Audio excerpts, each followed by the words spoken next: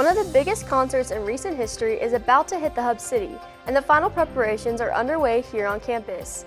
Coming up, we'll have the details on the upcoming visit by country great George Strait. The end of the school year is coming to a close with lots of big events across campus. MCTV's Camille Jones takes us to one of those events where fashion and culture came together for a new experience at Texas Tech. If you happen to tune into the radio this weekend, you might have noticed students taking over the airwaves for a special annual event. MCTV's Jalen Smith stopped by the KTXT studios to find out more about the 2026 edition of Vinyl-a-thon. And the Texas Tech baseball and softball teams are preparing for their next Big 12 series after a successful week of non-conference play. MCTV's Trinity Boudreaux has a look back at this past week's schedule and a preview of what's ahead this weekend in sports. This is the MCTV Weekday Update. Welcome to the Thursday edition of the MCTV Weekday Update. I'm Reese Griffin. And I'm Elene Khajishvili.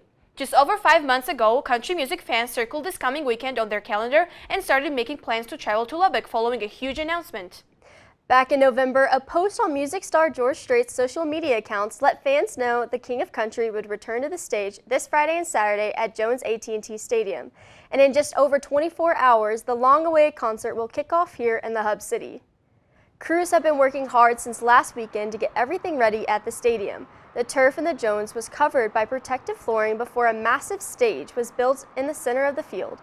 The in-the-round setup will allow Strait and the opening acts to entertain more than 60,000 fans during the two shows. The seating options in the Jones are the same as during football season, with the addition of 16 sections on the floor. A limited amount of tickets are still available for both shows, with the cost ranging from $68 to almost $1,300. Even though the concert doesn't start until tomorrow evening, Texas Tech opened an early access merch shop in the green space on the west side of the Commuter North parking lot across from the stadium. Shirts, hats, bags, and even a George Strait themed jersey are all available for purchase. The early access shop opened yesterday afternoon and is open again today until 8 p.m. Concert merchandise will also be available during both performances. Both Friday and Saturday's concerts are scheduled to start at 5:45 p.m. Friday's concerts will kick off with performances by Dylan Gossett and Zach Top. Saturday's openers are Hudson Westbrook and Miranda Lampert. And the King of Country is scheduled to take the stage at 7 p.m. each night. For much more info or to purchase tickets, visit straighttotexastech.com.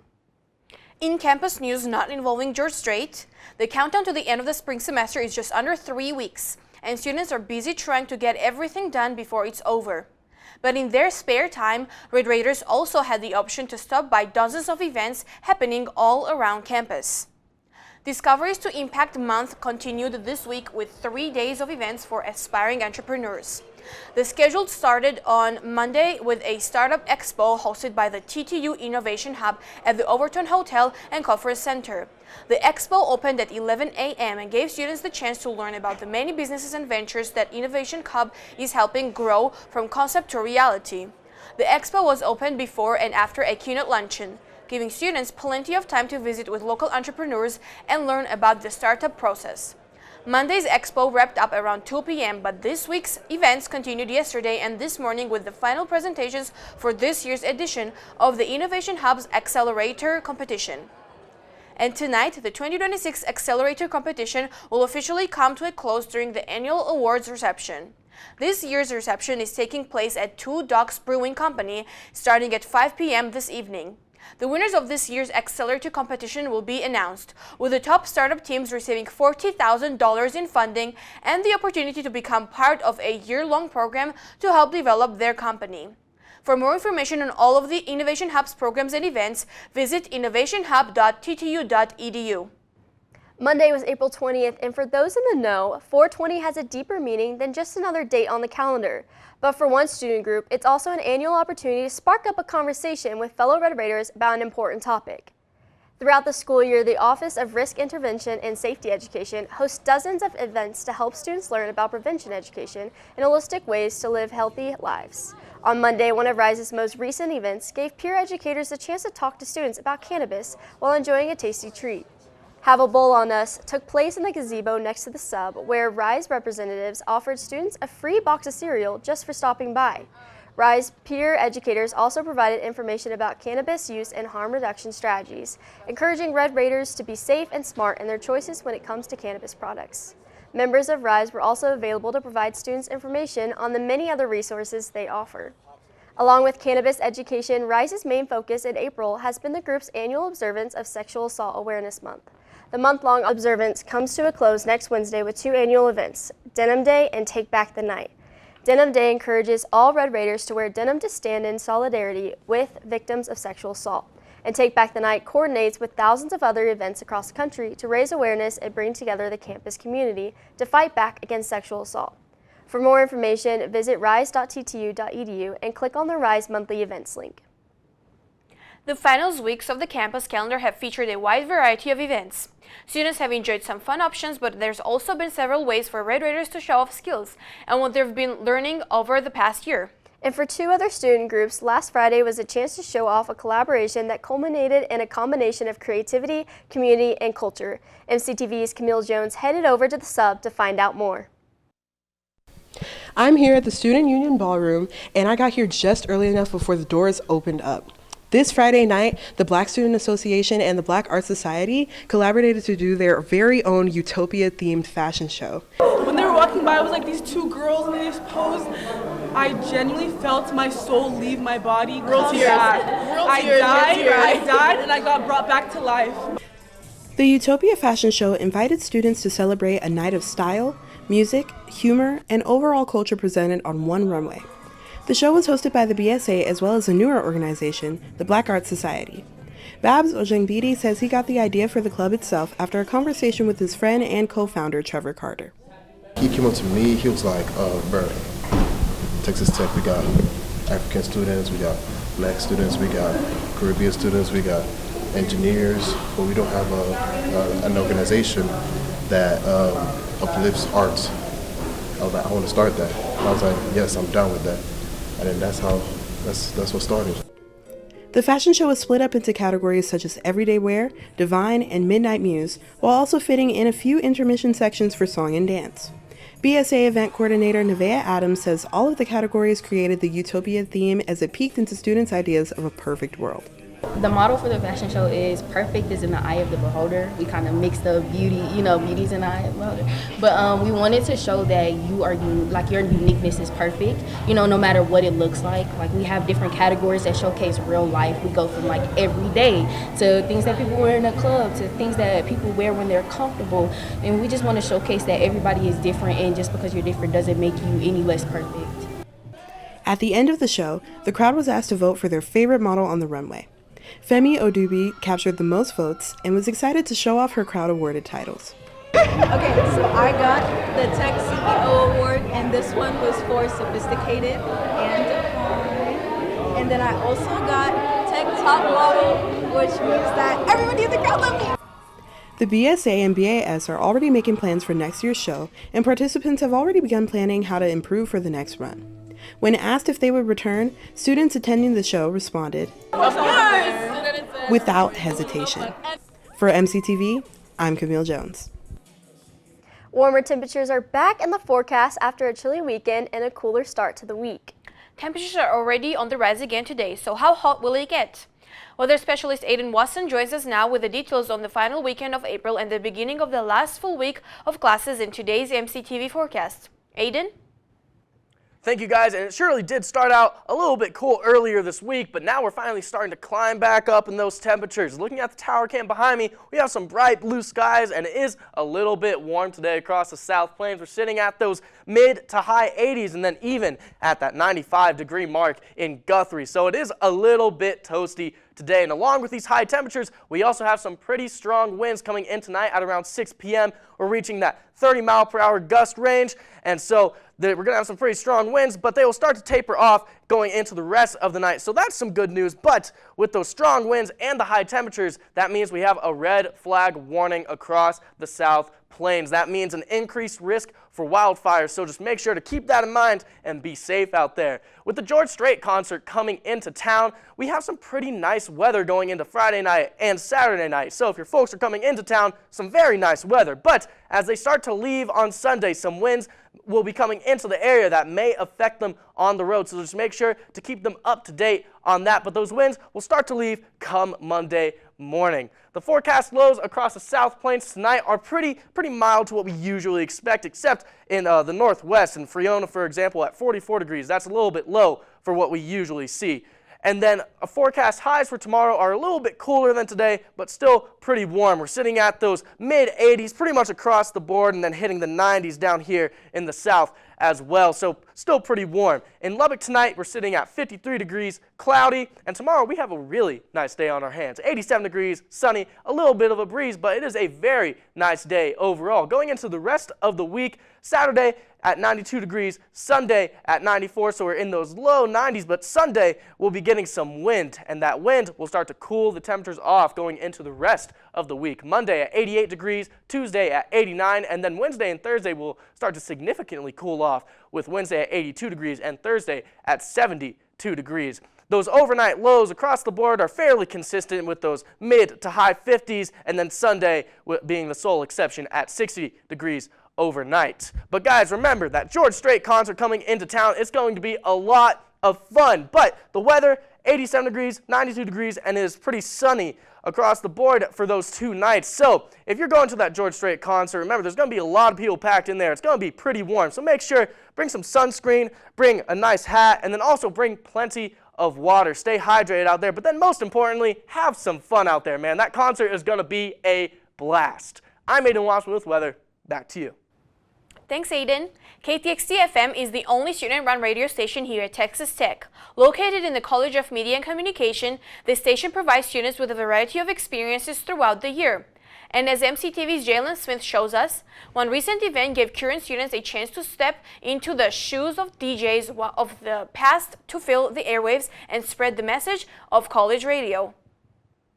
Spinning at 33.5 RPMs and playing anything from rhythm and blues to indie rock. Featuring your favorite artists from Marlena Shaw and even Paramore. The vinyl record. Introduced in 1948 by Columbia Records, vinyls were used as the compact and easy way to play your favorite songs. This past weekend, Texas Tech University student-ran radio station 88.1, The Raider, held their annual Vinyl-thon. 24 hours of continuous vinyl music from the decades. Vinyl-thon is basically just a 24-hour celebration of vinyl records. We play nothing but records for 24 hours straight on the station. We have people come in and do their shows. They're allowed to talk as well, like kind of talk over the records, mix them up a little bit, kind of bring it back to the retro vibe, being a DJ, how it used to be back in the day. And I think it's a nice little celebration of music. This opportunity is another way Tech students are getting involved, not only in radio broadcast, but also showing their love for the art of music. The Raiders Vinyl-thon features hour after hour of student and staff-ran talk shows and music of all genres for their listeners to enjoy. Although the Vinyl-thon took place on the Tech campus, the fun didn't stop there. Many Lubbock businesses and Lubbock natives are engaging in the Vinyl-thon, from Rouse Records to the Good Line Brewery and many college stations around the country. There's so much more people that can be involved in something like a radio station than like a music streaming account where I could maybe like send people music, right? But like, what about the conversation that we're having right now? This wouldn't happen without college radio. There's so many opportunities. There's album reviews, photography, there's hosting shows. There's honestly a lot more to do than just like sitting in the studio, right? Like there's a lot of opportunities with KTXT, I would say. Be sure to tune into 88.1 The Raider, Texas Tech's award-winning student-ran radio station for music, talk shows, and more. With MCTV, I'm Jalen Smith. Conference play is back on the schedule for Red Raider baseball and softball, but in the meantime, both teams hit the diamond for some midweek action to gear up for big competition. MCTV's Trinity Boudreaux has scores and highlights from all of this week's games, as well as a preview of what is hopefully just the first postseason appearance for another Red Raider team in sports. Trinity? Thank you, Elene and Reese. Texas Tech has a pretty eventful weekend ahead featuring a baseball and softball series, as well as the Big 12 Women's Golf Tournament. Let's start with Tech softball. The number 5 ranked Red Raiders headed further west yesterday for a doubleheader against UT El Paso. With their loss to Texas State last Wednesday, the Lady Raiders were coming in hot to get back into the win column. The Red Raiders brought the brooms out for the day as both games ended in a run rule and one ended in a shutout. Tech dominated the game with a score of 16-0 off of 12 hits, limiting the Miners to only 1 hit. Kaylin Terry pitched the first 3 innings and struck out 7 of the 9 batters she faced, and Jackie List recorded a hit at every at-bat she had, bringing in 5 runs. Game 2 started off super hot as the Red Raiders scored 9 runs in just the first inning. They then scored run in each the 4th and 5th to go home early. Mia Williams led the team with a home run off of her first pitch of the game, scoring 3 runs for a total of 5 RBIs. Nigeri Kennedy pitched the first 3 innings of the game and also struck out 7 of the 9 batters that she faced. Terry is currently 5th in the NCAA for batting average with a .521, and Kennedy is 8th for ERA with a 1.4 average. Next up, Texas Tech will head into the desert to go up against Arizona State. The Sun Devils are currently 35-13 overall and 8-10 in the Big 12, while the Red Raiders are 44-4 overall and 16-2 in the Big 12. The series will begin Friday night with the first pitch set at 8, then play will continue Saturday afternoon at 4, and the series will close out Sunday afternoon at 3. The Texas Tech baseball team went up against the Tarleton Texans Tuesday night here in Lubbock, then headed to Abilene Christian for a makeup game Wednesday night. The Red Raiders won both of their midweek matchups to get back in the win column after this past weekend at Utah. Tuesday's game against Tarleton ended in a good old run rule win for the Red Raiders. Bats were hot once again in Lubbock as Texas Tech scored 5 runs in the second inning and 6 runs in the third to grab the lead and extend it to 11-2. Things chilled out for a bit until Texas Tech scored the final 2 runs in the 7th to secure their run rule win. Freshman Lincoln Garcia led the team once again with 4 hits and 1 RBI, while Connor Schaus recorded 3 hits and 4 RBIs. Kason Rainery pitched for 4 innings, allowing 1 earned run. As a team, the Red Raiders recorded 16 hits, 13 runs, and only allowed 1 error for a final score of 13-3. Wednesday night in Abilene also ended in Texas Tech's favor. Things started off hot again as the Red Raiders scored 5 runs in the first inning. Centerfield Kyler Thompson led the team with 4 hits, and catcher Matt Quintanar led with 3 hits and 5 RBIs. Next up, the Red Raiders will host the Oklahoma State Cowboys for another Big 12 matchup. The Cowboys are currently 25-16 overall and 8-10 in the Big 12, while the Red and Black is 22-19 overall and 6-12 in the Big 12 play, which means the Red Raiders have surpassed their 2025 win total. The series will begin Friday afternoon with the first pitch set at 1. Play will continue Saturday and Sunday afternoon with both games also starting at 1. Finally, the Texas Tech women's golf team will compete in the Big 12 tournament beginning today and closing out Saturday at the Dallas Athletic Club. Texas Tech is currently 4th in the Big 12. This weekend will be an important test heading into the postseason and a chance to build momentum for NCAA competition. That's it for Texas Tech Sports. It's back to y'all. Thanks, Trinity. As we've mentioned over the last few weeks, the School of Music's calendar has been packed with performances as another school year comes to an end. The campus's performances spaces have been filled with the sounds of instruments and voices during an ongoing series of concerts showcasing the skills of students. On Monday night, the Hemley Recital Hall stage was packed with instruments for the spring performance of 5 different groups. The Percussion Ensembles 1 and 2, Steel Drum Bands 1 and 2, and the Samba Ensemble came together for the Rhythms in Bloom concert. Each group of students rotated through the stage for the next hour, giving the percussion section a chance to shine. The concert featured newly composed works and arrangements by Professor Benjamin Holmes and alumni Jess Smith and Ryan Pound. The focus on percussion instruments happens each fall and spring semester as each of the 5 groups perform for their final grades. The School of Music still has a busy week and a half remaining before the semester ends. More than 10 ensembles, bands, and groups are scheduled for concerts between now and the last day of classes. For a full look at the remaining performances, visit music.ttu.edu and click on the event calendar under the News and Events tab. So, Elene, are you going to go to any of the School of Music performances or the George Strait concert this weekend? I'm actually going to both, one of which is the jazz concert by the School of Music, and of course I'm really excited for the George Strait concert. What about you? I'm not going to either, but I'm jealous about the George Strait concert. That's all for today's edition of the MCTV Weekday Update. Thanks so much for joining us, and be sure to check ttuhub.net every day for more news. We'll see you next week.